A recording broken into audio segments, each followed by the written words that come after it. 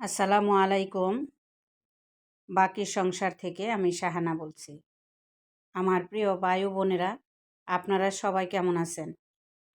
আশা করি সবাই ভালো আছেন। আমিও ভালো আছি, আলহামদুলিল্লাহ। প্রতিদিনের মতো আজও একটা নতুন ভিডিও নিয়ে আপনাদের মাঝে হাজির হলাম। কে কোথায় থেকে আমার ভিডিওটা দেখতেছেন, যে যেখান থেকে আমার ভিডিওটা দেখতেছেন, সবাইকে জানাই অন্তরের অন্তঃস্থল থেকে অফুরন্ত ভালোবাসা। প্রতিদিনের মতো আজও একঘেয়েমি কাজ নিয়ে আপনাদের মাঝে হাজির হলাম। আমার ভিডিওগুলো আপনারা ধৈর্য সহকারে দেখেন, সুন্দর সুন্দর কমেন্ট করেন। এই জন্য আপনাদের সবাইকে অন্তরের অন্তঃস্থল থেকে অফুরন্ত ভালোবাসা। আমার ভিডিওগুলা দেশ ও দেশের বাহির থেকেও অনেক বন্ধুরা আমার ভিডিওগুলা দেখেন। আবার অনেক বন্ধুরা নতুন নতুন যুক্ত হচ্ছেন আমার ভিডিওতে, আমার ভিডিওগুলা দেখার জন্য। এর জন্য সবার প্রতি আমি চিরকৃতজ্ঞ। দেখেন, নাস্তা করে অফ ক্যামেরায় নাস্তা করলাম, ঘর গুছাইলাম, টেবিল প্রতিদিনের মতো যে কাজগুলা করে চলে আসলাম দুপুরে রান্নাতে। এখন বাজার নিয়ে আসলো, লাউ রান্না করব। তো আমার ভিডিওটা দেখতে দেখতে যারা এই পর্যন্ত চলে আসছেন, প্রতিদিনের মতো জ্ঞানানি আজও করতেছি। আমার ভিডিওটাতে একটা লাইক দিয়ে বাকিটা সময় আমার সঙ্গেই থাকুন। আশা করি ভালো লাগবে। আজ হয়তো ভালো লাগে না, কাল হয়তো ভালো লাগতেও পারে। কখন কার কোন কাজ দেখে ভালো লাগে কেউ বলতে পারে না। সুতরাং দেখতে থাকুন, দেখতে দেখতে ভালো লাগা হয়ে যাবে। সবজি কেটে এখন আমি রান্নাতে চলে আসলাম। কেসকি মাছ ভুনা করব, মানে চচ্চড়ি করব, ভুনা না, এটাকে আমরা চচ্চড়ি বলি। এই জন্য পেঁয়াজ কুচি দিয়ে নিলাম। আর আমার জানালাটা বরাবর সূর্যের আলোটা পড়তেছে, তাই কেমন জানি একটু না বেশি ফ্ল্যাশের মতো লাগতেছে। আপনারা কষ্ট করে একটু দেখে নেবেন। পেঁয়াজ কুচির মধ্যে আমি আদা, রসুন, হলুদ, মরিচ, ধনিয়া দিয়া ভালোভাবে কেসকি মাছটা আর পেঁয়াজটা মাখায় নিব। এটাতে আমি পরিমাণ মতো তেলও দিয়ে নিব, একবারে দিয়া তারপরে কেসকি মাছটা আমি ভেজে নিব। রান্না হয়েছে ৮। এক একজনের হাতের রান্না এক এক রকমের। তো যাই হোক, এক এক রকমের রান্না দেখে কিন্তু আমি অনেক কিছুই শিখতে পারতেছি। অনেক কিছুই দেখে দেখে করি, যা আমি আগে করতাম না, এখন করি। আমি কেসকি মাছটা ভালোভাবে ভেজে নেব। তা আমার ভিডিওটা দেখতে দেখতে যদি আপনাদের কোনো অংশে ভালো লেগে যায় আমার কথায় বা কাজে, তাহলে আমার চ্যানেলটা সাবস্ক্রাইব করে পাশে থাকা বেল আইকনটা অন করে দিবেন। তাহলে আমি ভিডিও ছাড়া মাত্রই আপনাদের মাঝে পৌঁছায় যাবে। তো অনেক আপুরাই আমাকে সাবস্ক্রাইব করেছেন, কিন্তু বেল আইকনটা অন করেন নাই, এজন্য আমাকে খুঁজে পাচ্ছেন না। অনেক আপুরাই ভিডিওতে এসে বলেন, কমেন্ট করেন, আপু তোমাকে অনেক খুঁজেছি, পাচ্ছি না।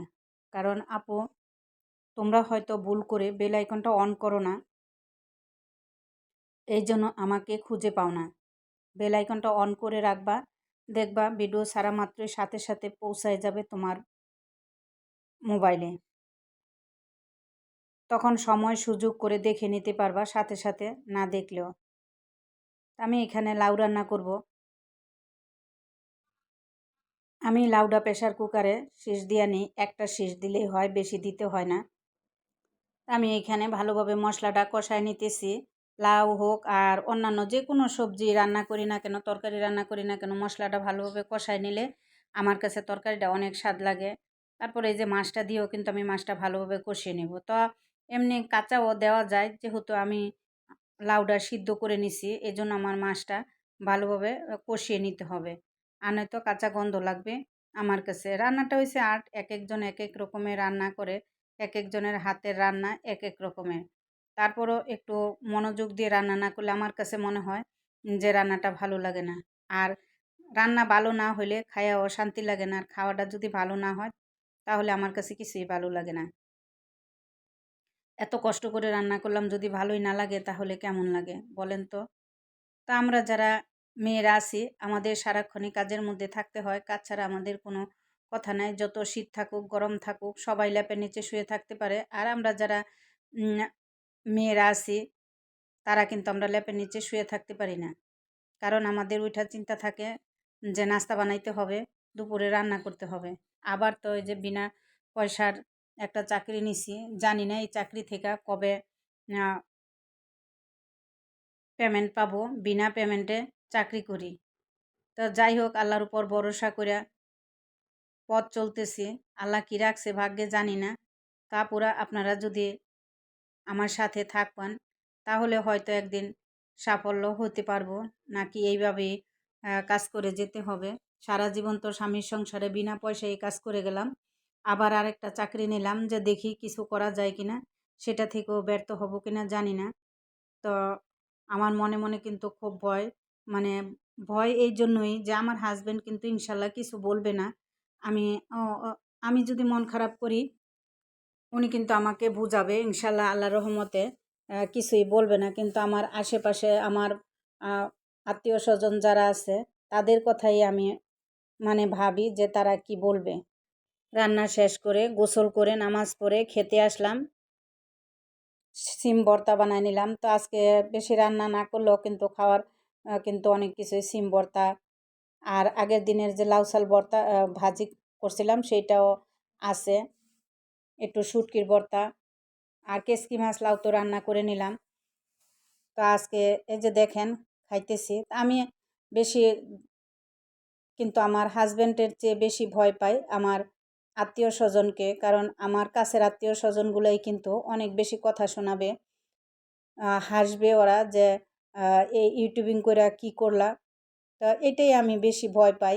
আমার হাসব্যান্ডকে আমি তেমন একটা ভয় পাই না। ইনশাআল্লাহ আল্লাহর রহমতে আশা আছে, বিশ্বাস আছে উনার উপর যে উনি আমাকে কিছু বলবে না। উনি সবসময় আমাকে সাপোর্ট করেন। আমি ভালো মন্দ যাই করি না কেন সবসময় আলহামদুলিল্লাহ উনি আমাকে যথেষ্ট সাপোর্ট করেন। তো আপনারা সবাই আমার হাসব্যান্ডের জন্য দোয়া করবেন। আমি চাই এমন একটা হাসব্যান্ড সবাই পাক।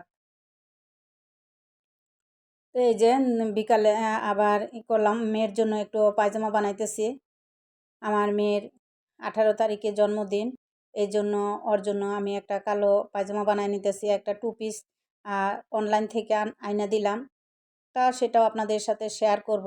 যদি আমার ভাগ্যে থাকে আপনাদের সাথে শেয়ার করার তাহলে ইনশাআল্লাহ শেয়ার করব। আমি দোয়া করি প্রতিটা মেয়ে ভালো একটা স্বামী পাক। যেন স্বামীর সব দুঃখ কষ্ট স্ত্রীর বুঝে। আলহামদুলিল্লাহ আমি যেমনই পাইছি আলহামদুলিল্লাহ। কারণ আমি আমার মা, ভাই, বোন, আত্মীয়স্বজন যে যতই আমাকে কষ্ট দিক সব কিছু আমার হাসব্যান্ডের সাথে আমি শেয়ার করতে পারি।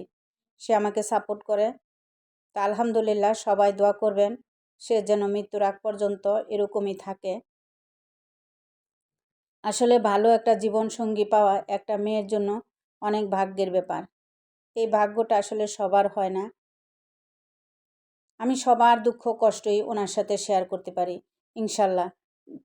মাশাল্লাহ যেন সামনের দিনগুলোতেও শেয়ার করতে পারি। মৃত্যুর আগ পর্যন্ত যেন সে আমাকে এভাবে সাপোর্ট দিয়ে যায়। এটাই আপনারা সবাই দোয়া করবেন। আপনারাও আমার পাশে থাকবেন। আমি ইউটিউবিংয়ে আসার পর সবসময় প্রতিটা মুহূর্তেই আমার আত্মীয়স্বজনের কথা চিন্তা করি। আমার শ্বশুরবাড়ির আত্মীয়স্বজন কেউ জানে না। তা আমার বাবার বাড়ির আত্মীয়স্বজন সবাইকে বলছি আমি একটু সহজ সরল বোকা টাইপ। তো এই জন্য সব কিছুই আমি সবার সাথে শেয়ার করে দিই। এত চালাক না। বয়স হয়েছে ঠিক আছে, কিন্তু বয়সের সাথে তো সবার আর বুদ্ধি বাড়ে না। আমার বুদ্ধি বাড়ে নাই, তাই আমি বোকা হয়ে আমার বাবার বাড়ির আত্মীয়স্বজন সবাইকে বলে দিছি। জানি না সাফল্য হতে পারবো কিনা, না হলে এরাই একদিন আমাকে অনেক বেশি কথা শোনাবে বা আমাকে অন্যভাবে দেখবে। এটাই স্বাভাবিক, এটা অস্বাভাবিক কিছুই না। তারপর বিকালে যে আমি একটু জলপাইয়ের আচার করে নিতেছি। তো জলপাইয়ের আচারের মধ্যে রসুন দিতে হয়। আমি রসুন ছাড়াই করতেছি কারণ রসুনের মধ্যে প্রচুর অ্যালার্জি। আমার বড় মেয়েটার প্রচুর অ্যালার্জি। মানে ওর আর কি, এমনি তো অ্যালার্জি না, এক একজনের খাবারের মধ্যে এক একজনের অ্যালার্জি। আমার বড় মেয়ের রসুনের মধ্যে অ্যালার্জি। পরীক্ষা করা হয়েছে, এই জন্য আমি রসুন ছাড়াই আচারটা দিতেছি। প্রথমে আমি যে দেখলেন আমি গরম মশলা দিয়ে একটু তেলের মধ্যে ফোড়ন দিয়ে নিছি। তারপর আমি সব ধরনের মশলাই দিব, গরম মশলা, মরিচ, এগুলো আমি এই করে রাখছি, ফাঁকি করে রাখছি, দিয়ে দিব। তো এখন আমি চিনিটা দিয়ে দিছি। আসলে আচারটা মিষ্টিটা হয়েছে যার যার রুচি অনুযায়ী, কে কেমন টক ঝাল মিষ্টি খাবেন সেই অনুযায়ী ঝালটা। এটা আমি পাঁচফোড়ন আর মরিচ গুঁড়া করে রাখছি, এগুলো আমি দিয়ে দিব। তো আমার প্রিয় আপুরা সবাই খুব সুন্দর করে আচার দেন, আমি সবার আচার দেওয়াই দেখে নিছি। তা আমি এত সুন্দর করে রান্না করতে পারি না, কিছুই করতে পারি না, হয় কোনো মতো জীবনটা চালাতে হবে, তাই চালাই, তাই রান্না করি। তা আপুরা ভাইয়ারা যে যেখান থেকে আমার ভিডিওটা দেখতেছেন, আমার ভিডিওর মধ্যে যদি আমার কোনো কথায় আপনাদের মনে কষ্ট লেগে যায় তাহলে সবাই ক্ষমার দৃষ্টিতে দেখবেন। আজকের মতো এখানে বিদায় নিতে চাচ্ছি। সবাই ভালো থাকবেন, সুস্থ থাকবেন, নিজের প্রতি খেয়াল রাখবেন।